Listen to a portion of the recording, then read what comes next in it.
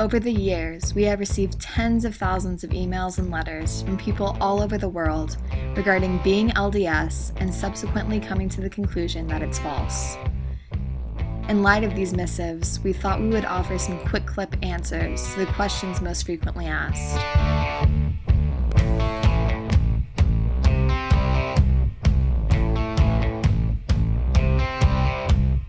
Another question we often get is, how can I trust the Bible? I've been LDS, I trusted the Book of Mormon, the Doctrine and Covenants, the Pearl of Great Price.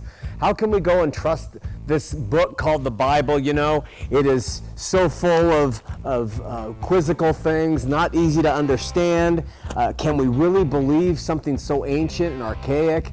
Is there any proof for it relative to manuscripts? On and on and on and on. Well, let me make a couple comparisons for you. And first, let me say, you can go and get a Norman Geisler book, a book that's even easier about the Bible, from Josh McDowell, Evidence Demands a Verdict 1 and 2. If you really want to understand how the Bible's put together, there's been plenty of books that have been written about that.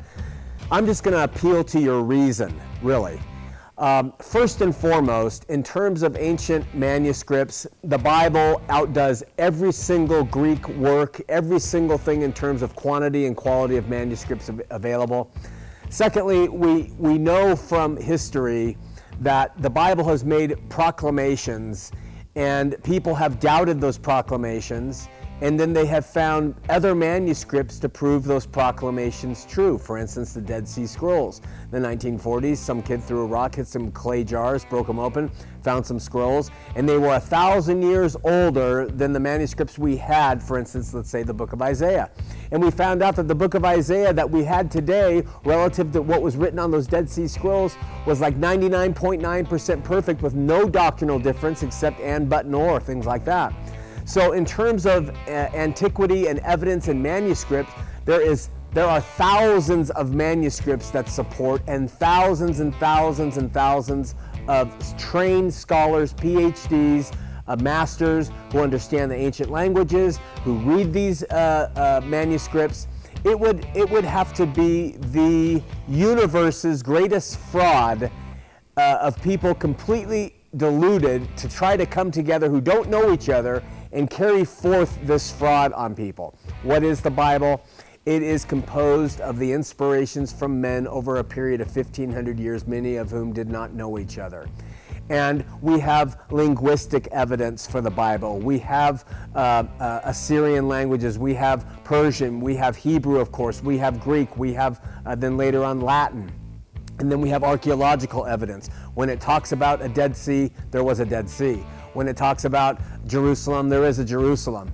And the Bible is supported by historicity, meaning that if you look at the secular history that was going on along at the same time that the spiritual history that was going on and recorded in the Bible, the secular history is proven and the spiritual history is proven by the presence of the secular history. So we know that it has that. We know that there are DNA, genetic proofs for the Bible, that there was a Jewish people. And I bring all these things up because when you look at the Book of Mormon, not a single bit of evidence that's verifiable by a trained archaeologist who's not a Mormon. Those types of facts make the Bible what it is, but really the proof is in the pudding. If you want to know the Bible's true, you got to read it and you got to challenge it. If something comes up and you say, I don't understand that, if you dig, you're going to get on the internet and you'll find all kinds of arguments that will say this isn't, and you'll find arguments that are pro. You search. I'll tell you how you'll be successful. You keep your mind open. You don't close your mind to anything relative to what is being said. You search, and the word will prove itself true. That's another thing about the Bible, is that it's consistent. The contradictions that people will talk about in the Bible are not contradictions at all. There's a couple of them, and they're due to scribal error in our modern versions.